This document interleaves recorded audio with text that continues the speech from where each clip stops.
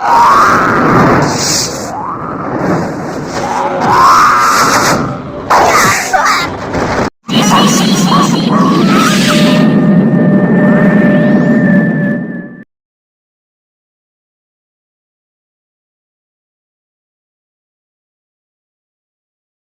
awal episode ini, kita langsung menuju pada Basir di mana dia sedang berlari bersama seorang perempuan cantik, kemudian tiba-tiba ada sekelompok pemuda yang mengejar mereka.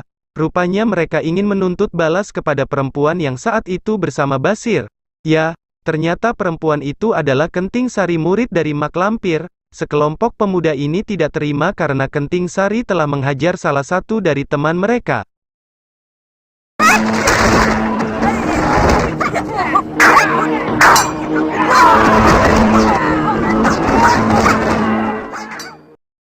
Sekelompok pemuda ini belum mengetahui bahwa perempuan yang mereka hadapi bukanlah perempuan biasa. Basir yang saat itu bersama Kenting Sari ikut membantu menghajar satu persatu sekelompok pemuda tersebut.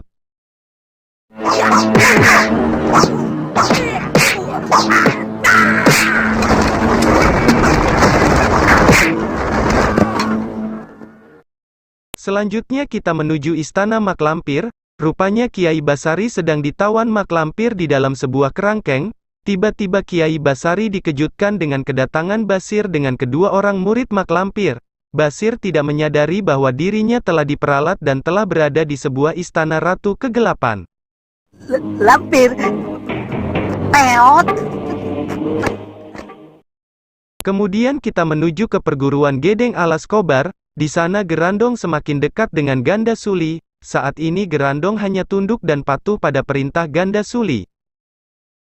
Gerandong, tarik Kuturan ke hadapanku. Jangan kau apa-apakan dia. Mau kemana, Kuturan? Kabar perguruan Gedeng Alas Kobar yang berhasil memiliki Gerandong, ternyata kini telah didengar oleh para pendekar perguruan lain. Hari itu 3 pendekar dari perguruan Sambet Pitu datang untuk menemui Alas Kobar. Mereka ingin menyampaikan niatnya untuk bergabung dengan perguruan Alas Kobar.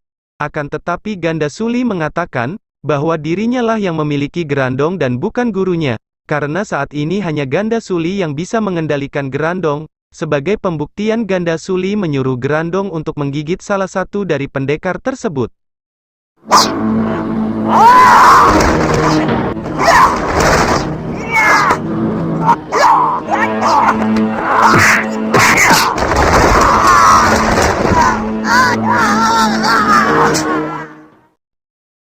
Usut punya usut, Ganda Suli rupanya berkhianat kepada perguruannya, bahkan ia berencana menjadikan gurunya sebagai santapan Gerandong. Alas Kobar sendiri tidak mampu menghadapi serangan Gerandong. Ganda Suli pun hanya bisa tersenyum melihat Gerandong menyerang gurunya tersebut.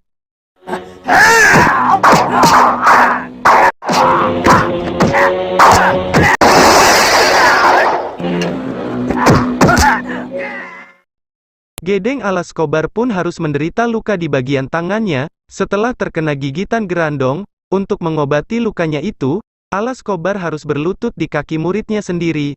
Hal ini terpaksa ia lakukan untuk menyelamatkan nyawanya. Ganda Suli beserta pengikutnya kemudian pergi dan ia bercita-cita membangun pasukan besar, guna menyerang kerajaan Mataram. Namun tiba-tiba muncul Puntasena dan Jaya Santika. Mereka bermaksud merebut Gerandong dari tangan Ganda Suli.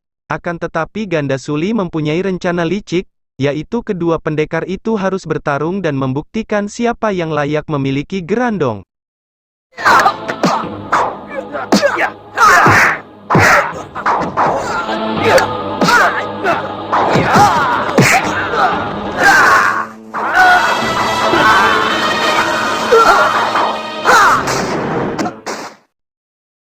Pertarungan keduanya pun terus berlangsung. Tanpa disadari mereka telah termakan hasutan Ganda Suli. Puntasena dan Jaya Santika sama-sama mengeluarkan jurus andalan mereka, sehingga pertarungan itu semakin seru untuk disaksikan.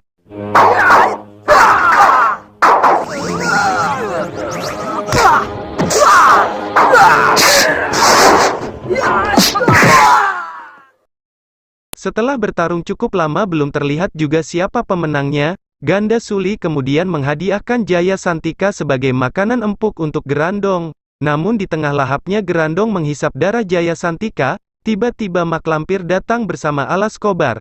Di sini mak lampir memerintahkan kepada Ganda Suli agar Gerandong melepaskan Jaya Santika, akan tetapi Ganda Suli tidak menghiraukannya. Hal ini membuat mak lampir benar-benar murka dan memukul Ganda Suli. Gerandong yang melihat majikannya dalam bahaya kemudian ia balik menyerang mak lampir.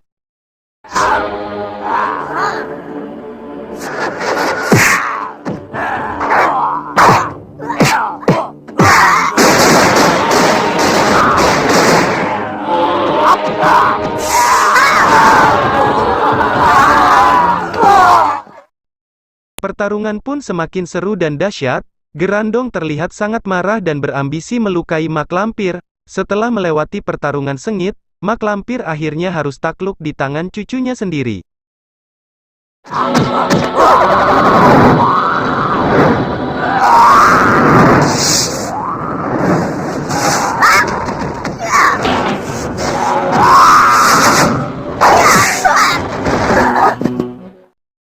Kali ini mak lampir harus mengakui kekalahannya, akan tetapi ia akan kembali untuk membalas dendam pada Ganda Suli. Berikutnya kita diperlihatkan dengan seorang pendekar wanita berkuda, yang saat itu memasuki sebuah perkampungan. Pendekar ini bernama Mayang Sari. Ketika turun dari kudanya dan hendak memasuki sebuah warung, tiba-tiba muncul 3 orang pendekar jahat. Mereka adalah Trikala, merupakan kawanan perampok yang sangat ditakuti, bahkan mereka sering menjarah harta warga sekitar.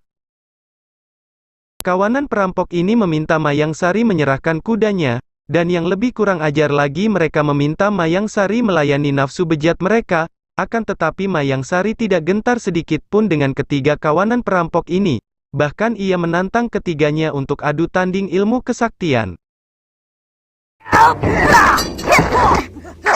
Kita tolong saja. Kalian dan tenang aja.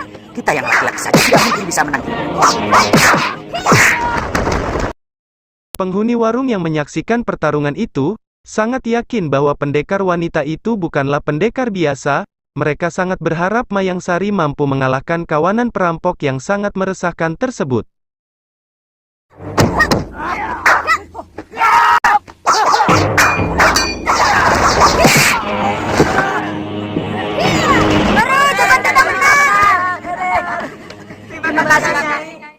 Setelah Mayang Sari meluluhlantahkan ketiga kawanan perampok tersebut, kemudian ia melanjutkan pengembaraannya.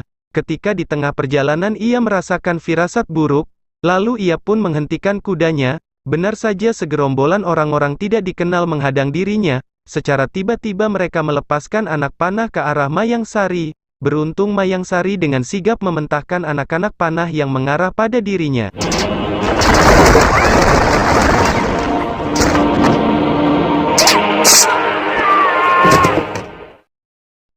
Rupanya gerombolan ini adalah anak buah Trikala.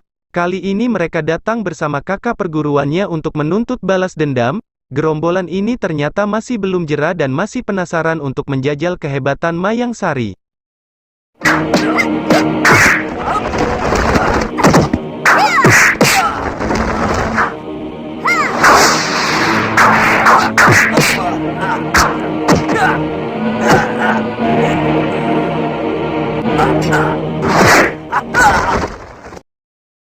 Bagi Mayang Sari masih terlalu mudah untuk meladeni serangan mereka. Tak lama berselang, datang prajurit Mataram yang dipimpin oleh Lindu Aji dan hingga akhirnya gerombolan itu berhasil ditaklukkan. Mayang Sari pun ikut dalam rombongan Lindu Aji untuk membasmi Antek Company guna melancarkan perjalanan prajurit Mataram ke Batavia.